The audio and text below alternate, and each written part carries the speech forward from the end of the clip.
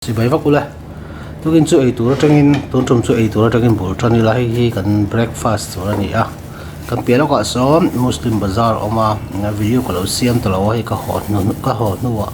ka lo siam lo o ka lo tia tukin ei tur ka le hi awa hian cheng somli pangaman ani a e thingpui nen chuan somli sanga somruk somsari pangaman angani chu chuan ei o pakhat ka tikhan da shai mai ro paratha ka le abukan ya a kg nan tia tui ka hlai tun ka nga ka an portrait le ta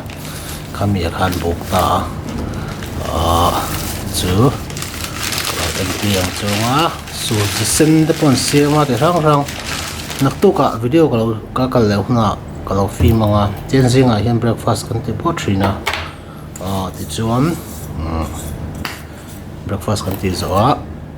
in siam tlang puya ma se vo in chu kan chok lawanga hi kan room ani top khop maya milo thiam mula wena kan room kan chu san dona in no yang sina thausa kan in son thadona chuan ka man chuan wena chuan hei kan paratha le klo mong chu ti mera se ka man chuan ni mar kata thalak camera thil vel ka en lokang. Have a nice day. Tuna hen ta ni le minute nga ari to a ti chuan zing kalo soi to ang khan kami breakfast kan ti lai kalo soi to ang khan new market kan phailok dona a chan chu new market a kal nge ka ngai chan chu ka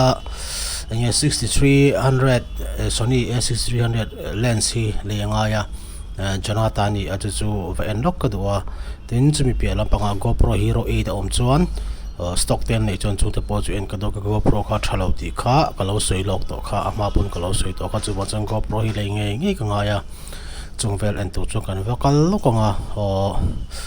chuan atul chuan video te po kalo siam thau nga bazar kan kal na vel tungna kan kal na hi kan kal tu na hi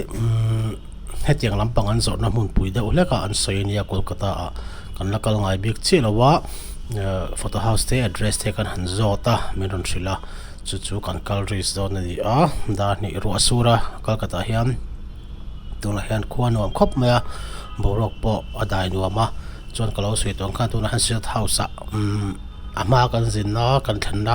room number ngai a che han kan in son thlale a ma khanin achunga ani a kan om naka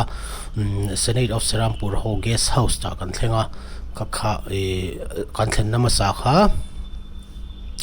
zan kha sa kha zani samwami kha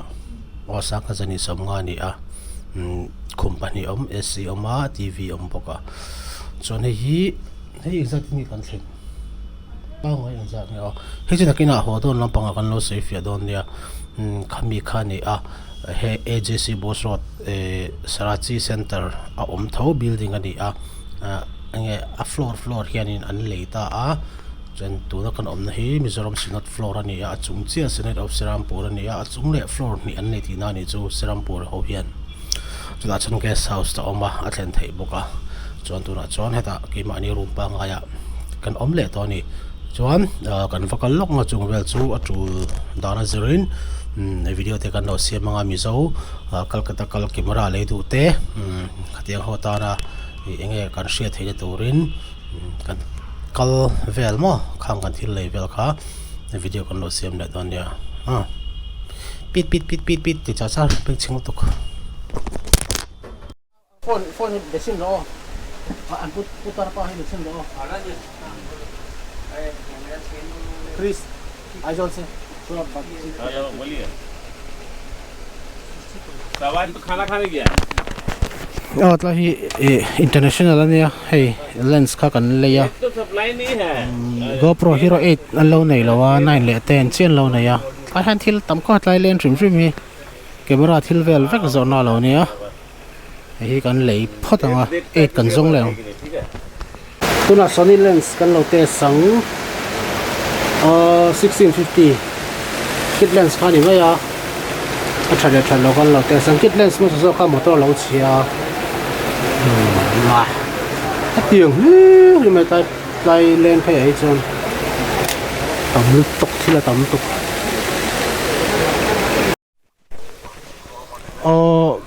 GoPro Hero 8 kan naktu ka ta hian min lo ngai tu sakanga chuan baya 1500 mene dia 1100 bola ta 1500 dia ta 1500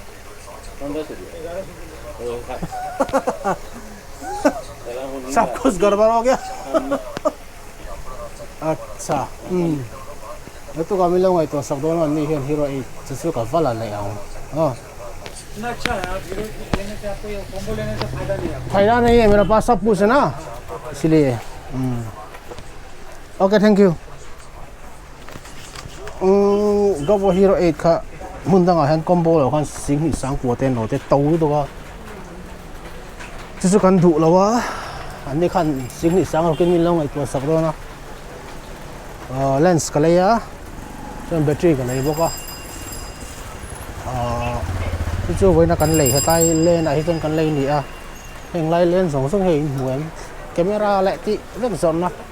second hand po thar po anh kiếm ôm tay lên giống giống cái backpack thanh in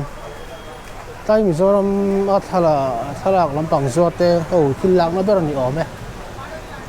nhưng market không làm bằng hàng thì mấy nhưng market ở bên ngoài bẹt thấy rất là hàng thà lâu chọn từ là chọn nhưng mà cái ta cắt cái lóc không hey vừa na cần lan chơi đồ này à riêng cho con đi đâu đã ra đó đi lễ chân về đi lễ chân về riêng cho con ấy đón chơi này chứ cái này đồ này rice lễ chicken cái này khó Manchurian chicken Manchurian này à đây cái này đón này nhưng mà cái ta còn đồ mép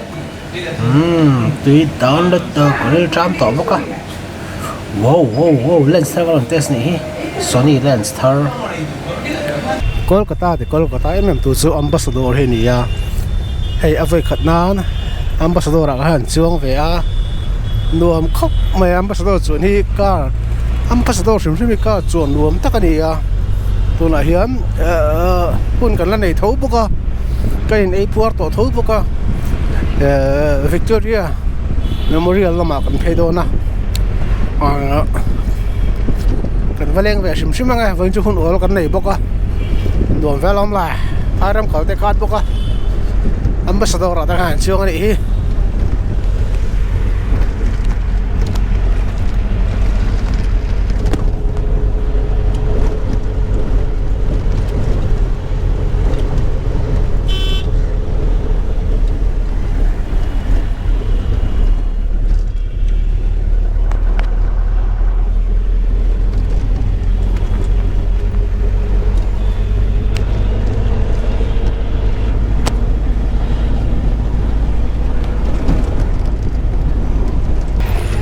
kal ka thi kan thal mo tangin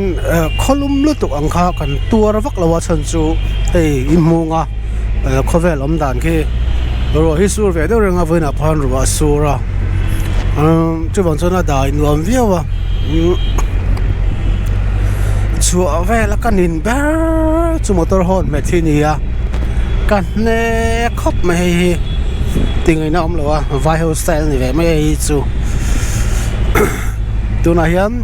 đó sorry khang Victoria Secret so la Victoria Memorial an hona wangin kan kal ve do na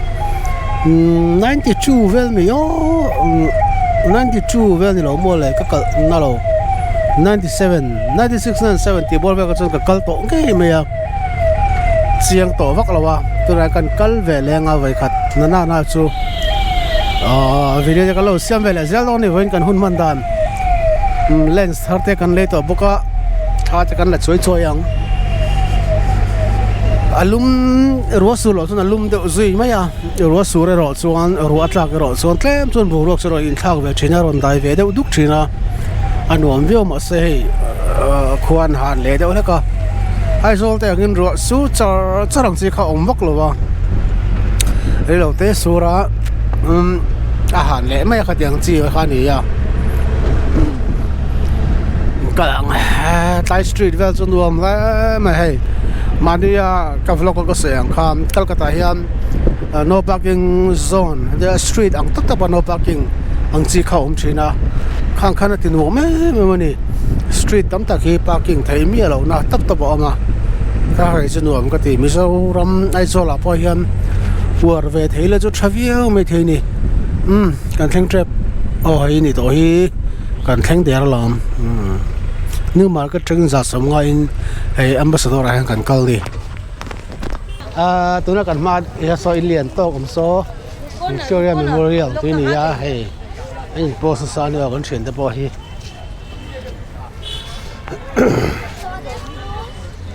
kan lut ve ang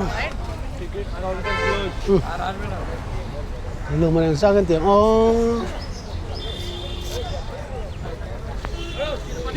vai ngay zom pa kan hu mai thei ni police and duty chat camera kan ta lut lok hei vai howin than lak pui a vlog ve lamo an ngai sang taluk to kani chu alak pui te howin thelo sia she om ka te vai chat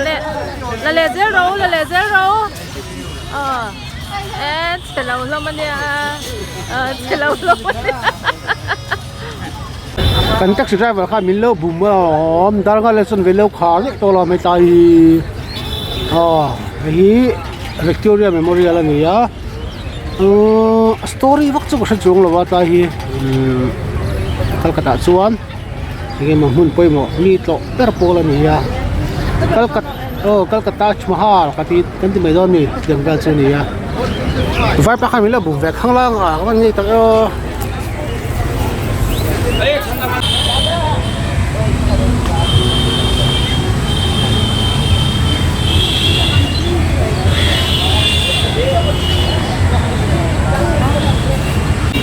Victoria Memorial ko ta kono me ka tu na hian nei an che de wen thana na sokhop na daranga le chun ve thleng in honga kal du ram chuan daranga le chun ve ma in thenanga ti na ni chu kan taxi driver kha kan zota da sari thleng an hong ti om je chu nga le chun ve thleng kha gate chun hong ta ma se chunga khan daranga le chun ve thleng da sari le chun ve thleng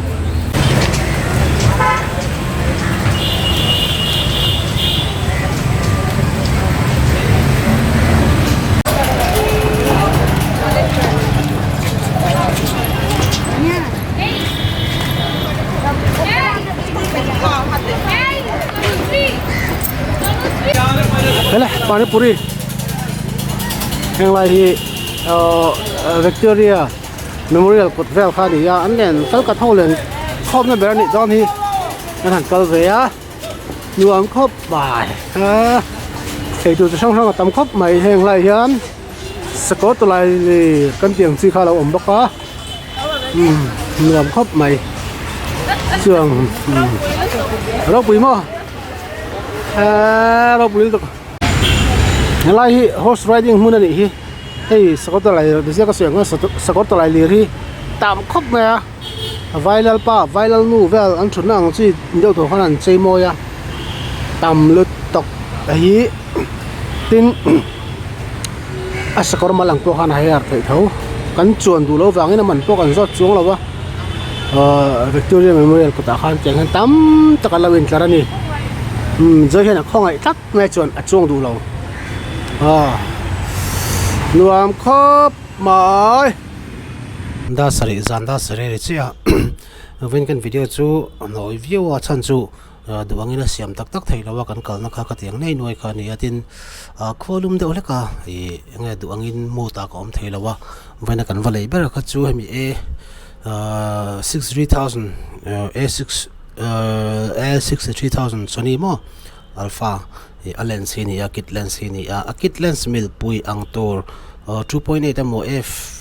f40 borvel ang hakan zong dewa wang khop mai chu bang chon kit lens kan le letin a omang po ma taw de laka kalengam lawa sang sari zanga in hemi kit lens hi athar min pe a kasai tuang kham hero 8 ero chu stock an nei lawa number kan in pe a om vele kan on thrilang chen ti a om ho kha atau lu to ka athen chu a bundle te kha ni a sing thum sang kha ti borwel te ni a bundle kha kama mo lawa charger ti vel on chom kha de me charger ti vel chu kan isa vek tho wangin atlom thei tur ang ber kha ka du dan ni a chu number te kan in pe a na om vele mi ron shil lenga kan kha veina kan wati chu ni a Hero 8 kalei thei ri chuan kamam ang chu kain leizo thokata hi kalei to boka lensi hemi problem om ber thin hi chereng ani lawa chi chang ani thina kit lens masaka khamini wangkan a motor kha chi a chumini wang chon hei kalei ta a photo house te zara tlom takin min pe a anni mer sia ten launia kitama tangan aizolom tangan on phone zela photo house millennium center chunga lom tu ka sei boka tin vein kan video te anoi view nangin anoi chung anga mi lo en sak tu subscribe le view zong te chunga lom tu ka seya rem chuan video te pokalo sembel zel donia ole zawai chunga lom tu ka sei bye bye